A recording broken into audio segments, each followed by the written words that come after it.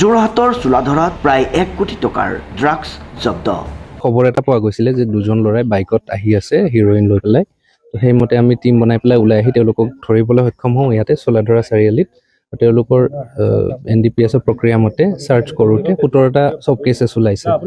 আমাৰ এতিয়া চিজাৰ প্ৰক্ৰিয়া চলি আছে, মেজাৰমেণ্টবিলাকো চলি আছে। তেওঁলোকৰ ঘৰ মেৰাপানীত বুলি কৈছে। ক'লৈকে লৈ গৈ আছিলে আমি এতিয়ালৈকে গম নাপাওঁ। আকৌ এতিয়া সোধ-পোছ কৰিম, তাৰ পাছতে আমি বিশেষকৈ বেছি তথ্য ওলাব পাৰিম। মূল্যটো 17টা মই সঠিককৈ ক'ব নোৱাৰিম, হয়তো 1 কোটি মানৰ হ'ব পাৰে ইণ্টাৰনেশ্যনেল মাৰ্কেটত। মই একজেক্টলি ক'ব নোৱাৰিম সেইটো। হয় হয়, যোৰহাট আৰক্ষীয়ে বহুত এগ্ৰেছিভলি কৰি আছে আমাৰ SP ছাৰৰ নেতৃত্বত। লাষ্ট 6 মান্থছত যিখিনি চিজাৰ হৈছে, বহুত বেছি পৰিমাণত চিজাৰ হৈ আছে আৰু আমি অব্যাহত থাকিম এইটোত। চাওঁ কিমান দূৰ কৰিব পাৰোঁ।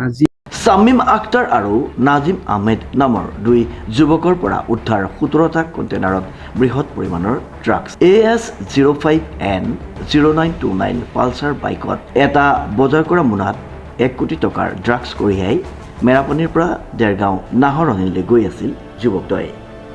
প্ৰশান্ত গায়নৰ ৰিপৰ্ট, নিউজ নাও।